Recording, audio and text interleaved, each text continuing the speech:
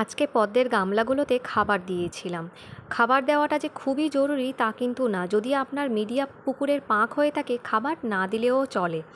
আর যদি খাবার দিতে চান তাহলে যখন স্ট্যান্ডিং লিফ আসবে অবশ্যই খাবার দেবেন তখন। ছোট গামলার জন্য কয়েক দানা সিউইড নিয়ে নিয়েছিলাম আর এনপিকে 19-19 নিয়ে নিয়েছিলাম। এগুলো কিন্তু গামলাতে ডাইরেক্ট দিলে হবে না। একটা কাগজ নেবেন, কাগজগুলো ছোট ছোট করে কেটে নিয়ে এভাবে পুড়িয়া বানিয়ে নিতে হবে। আর এটাতে একটু বেশি দিয়েছি, এগুলো বড় গামলার জন্য। বড় গামলার জন্য এনপিকেটা 1 চামচ মতো নিয়ে নিতে হবে আর ওই সিউইডটা 10-12 দানা বড় গামলার জন্য নিতে হবে। চলুন এবার দেখে নেওয়া যাক কীভাবে আমি এই খাবারগুলো দিয়ে থাকি। খাবারগুলো কিন্তু গামলার একদম মিডলে দিতে হবে, সামান্য একটুখানি চেপে ওই কাগজের পুড়িয়াটা ঢুকিয়ে দিতে হবে। এই সিজনে যখন আমি গামলা রেডি করেছিলাম টোটাল 31টা গামলা আমি রেডি করেছিলাম, কিন্তু বিশ্বাস করুন এত পরিমাণে গরম পড়েছিল আর ছাদেতে অত গামলা মেনটেন করা আমার পক্ষে সম্ভব হয়ে উঠছিল না।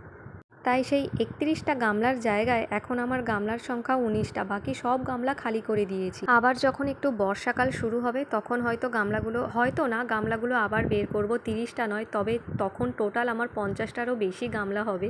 কারণ বর্ষাকালে পদ্ম গাছের কোনো যত্নই নিতে লাগে না, জাস্ট একবার বসিয়ে দিলে নির্ঝঞ্ঝাট, আর কোনো এর ঝামেলাই থাকে না।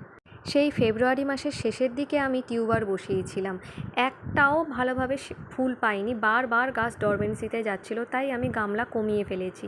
আর এবারে দেখুন, খাবার পেয়ে বৃষ্টির জল পেয়ে আমার প্রত্যেকটা গামলার গ্রোথটা শুধু দেখুন। শুধু তাই না, দিনে 2-3 টাইম আমি জল ওভারফ্লো করেছি, তাই এত সুন্দর গ্রোথ তো আসতে বাধ্য। এই যে গামলাগুলো দেখছেন না, এগুলো কিন্তু 1 মাসও হয়নি। 1 মাসও হয়নি যে আমি রিপোর্ট করেছি, তার ভিতরে শুধু গ্রোথ দেখুন।